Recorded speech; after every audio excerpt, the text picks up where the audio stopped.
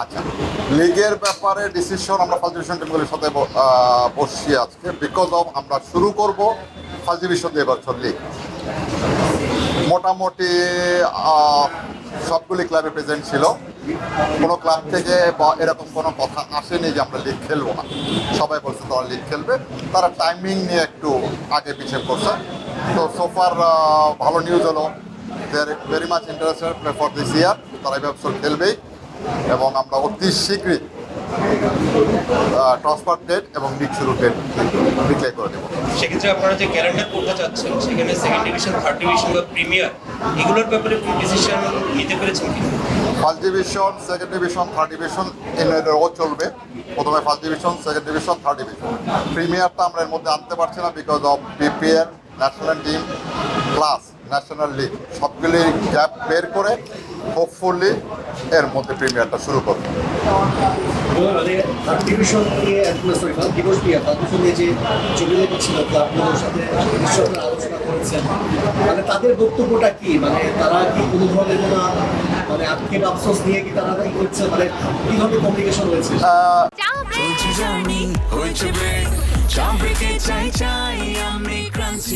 যে কোনো চা ব্রেকে বিস ক্লাব ড্রাই কেক, চায়ের সাথে আয়েশ। উত্তরটা এইভাবে দিই আমি, আক্ষেপ এগুলি না, তারা সবাই লিগ খেলতে যাচ্ছে, এটা একদম ধ্রুব সত্য কথা, ট্রু স্টোরি। তারা একটু টাইমিংটা নিয়ে, কেউ বলছে যে 7 মাস পরে আবার লিগ খেলবো, কারণ এটা ক্লাবের তো ফাইন্যান্সিয়াল অনেক কিছু ইনভলভমেন্ট আছে। কেউ বলছে যে 2 মাস পিছিয়ে যান, কেউ বলছে যে লাস্ট ইয়ার ডেট অনুযায়ী করেন। বাট আমরা অফিসিয়ালি বোর্ড থেকে ডিসিশন আমরা নিয়ে সিসিডিএমের ডিসিশন ফাইনাল যে আমরা নভেম্বর থেকে শুরু করব এবং খুব শীঘ্রই ডেট ডিক্লেয়ার করব। তো একটা ক্লাব তো একটু ইয়ে করবেই, বাট হোপফুলি সবাই খেলবে, আলোচনাটা ফলপ্রসূ। আমরা নর্মালি যদি দেখি যে অন্যান্য দেশের ক্রিকেট লিগ আর বাংলাদেশের ক্রিকেট লিগের মধ্যে একটা পার্থক্য থাকে অনেক।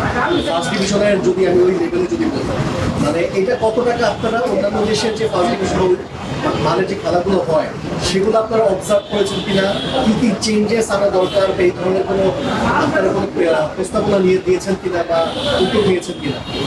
প্রস্তাবনা উদ্যোগ দেখেন, আমরা নতুন বোর্ডে আসছি, তারপরে আমরা তিনজনই, আমার 2 ডাইরেক্টর, সবাই আমরা ক্লাব থেকে আসা, আমরা জানি ক্লাবের প্রবলেমগুলি কী বা লিগের প্রবলেমগুলি কী।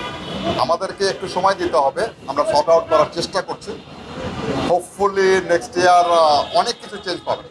বাট এই বছরটা আমাদের ক্রিকেট সিজনটা সাধারণত অক্টোবর টু জুন, মে, জুনও যায় না, এপ্রিল মের মধ্যে আমরা শেষ করতে হবে, বিকজ ওয়েদার অনেক কিছু নেই। তো আমাদের টাইমটা অনেক শর্ট, যার জন্য এবার অনেক কিছু আমরা সেট আপ করতে পারছি না। তবে আমরা ক্লাবগুলিকে অলরেডি কমিটমেন্ট করা শুরু করেছি যে আমরা এবছরই জানিয়ে দিতে পারবো আগামী বছর লিগ কখন হবে, কি হবে, একটা ক্যালেন্ডার সেট আপ করে ফেলবেন। আচ্ছা, সিজন চেয়ারম্যানের কাছে আমার প্রশ্ন হচ্ছে, আমাদের তো মাঠ অনেক সংকট, আপনারা কি নির্দিষ্ট সংকট মাঠ পেয়েছেন যেটা ক্রিকেট বোর্ড আপনাদেরকে আশ্বস্ত করছে এই মাঠগুলো আপনারা ব্যবহার করতে পারবেন সার্ভিসের ক্ষেত্রে? ইন্টারেস্টিং হলেও আমিও গ্রান্টসের ভাইস চেয়ারম্যান, সো সিসিডিএমের চেয়ারম্যান হিসাবে এটা বলতে পারি। আমার ফার্স্ট ডিভিশনের জন্য 5টা মাঠ দরকার, 5টা মাঠ আমার কাছে কনফার্ম। আমি 5টা না, 7টা মাঠ অলরেডি কনফার্ম করে ফেলছি। আরও বলতে পারি যে নেক্সট ইয়ার থেকে ইনশাল্লাহ আমাদের মাঠের প্রবলেমটা হবে না। কোথায় কোথায় খেলাধুলো হবে? বসুন্ধরা, পিকেএসপি 1-2 আমরা শুরু করছি আর কি। তারপরে হলো কেরানীগঞ্জের এটার নাম কি, টেগুরিয়া এবং মোহাম্মদপুরের সিলিকন। এটা দিয়ে ফার্স্ট স্টার্টটা করবো, বিকজ 20 তারিখ পর্যন্ত ন্যাশনাল লিগের কিছু খেলা আছে, 20 তারিখের পরে বিকেএসপিতে চলে যেতে পারবো আমরা। পার্টিসিপেশন ফি কি বাড়ছে বা প্রাইজ মানির ব্যাপারে কোনো কিছু হয়েছে কি? দুটোই পাবে হোপফুলি ইনশাল্লাহ। এটা আমার মনে উত্তরটা সব থেকে ভালো আমার ফিনান্স চেয়ারম্যান বললে উত্তরটা দিলে ভালো। বলেন।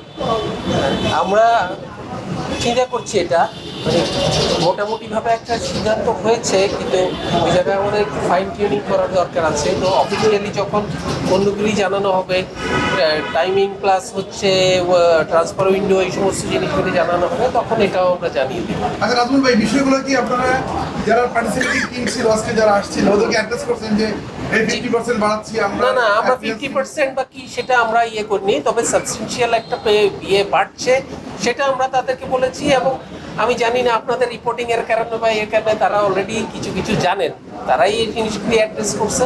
আমরা তাদের সাথে সায় দিয়েছি যে হ্যাঁ আমাদেরও এটা আছে। তার কারণ হচ্ছে যে আমরা জানি যে বাংলাদেশের ক্রিকেটে ক্লাবগুলোর কন্ট্রিবিউশন কতটুকু। পৃথিবীর অন্য অন্য দেশের স্ট্রাকচার হয়তো ভিন্ন, কিন্তু বাংলাদেশের তুলনায় মানে অন্য দেশের তুলনায় বাংলাদেশের ক্রিকেট স্ট্রাকচারটাতে ক্লাবগুলোর ইম্পর্টেন্স কতটা, এবং ক্লাবগুলোকে আমরা এই সমস্ত বিষয়গুলোতে যত বেশি আমরা অ্যাসিস্ট্যান্স দিতে পারবো, আমরা মনে করি যে সামনের দিকে মানে আমরা অনেক বেশি বেটার আউটপুট পাবো। তো সেই চিন্তা থেকেই আমরা ধারাবাহিকভাবে এগুলোকে অ্যাড্রেস করব, এবং এই জিনিসগুলোকে আমরা কতটা প্র্যাগমেটিক ওয়েতে আমরা প্রেজেন্ট করতে পারি সেটা আমরা চিন্তা ভাবনা করব।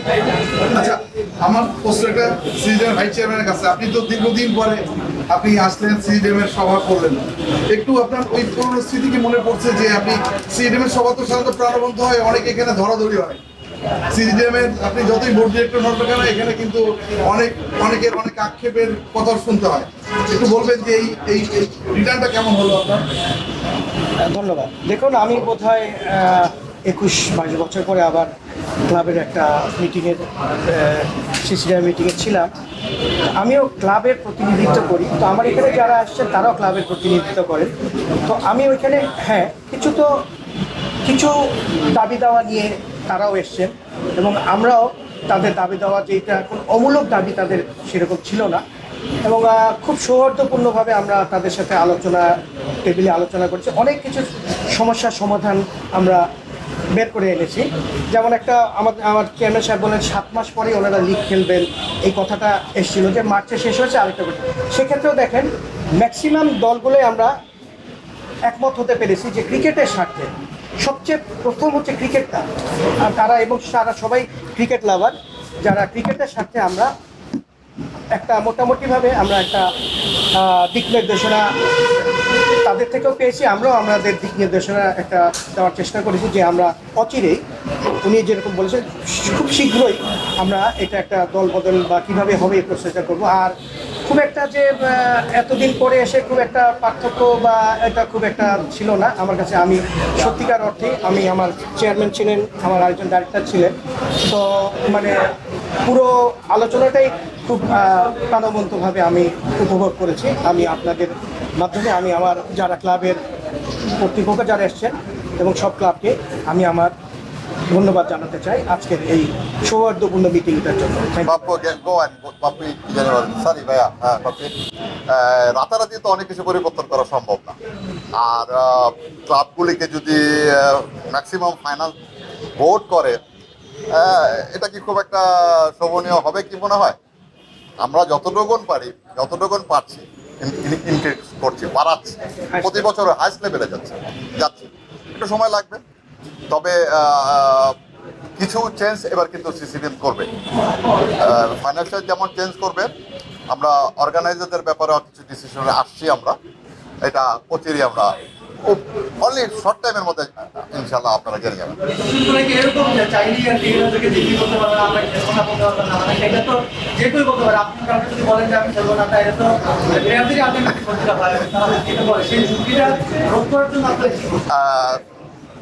যা খেলবে না, শোনো আমি বারবারই একই কথা বলি, এটা হয় না। অভিমান থেকে আমরা অনেক কিছু বলে ফেলি, বা অনেকের অনেক রকম প্রবলেম হতেই পারে। বাট সব থেকে ইন্টারেস্টিং, আজকে আমরা মিটিংয়ে অলমোস্ট 17টা ক্লাব প্রেজেন্ট ছিল, সবাই কিন্তু খেলতে চেয়েছে। শুধু টাইমিংটার ব্যাপারে কেউ কিন্তু বলেন আমরা খেলবো না, এই ধরনের কোনো কথা বলে নাই।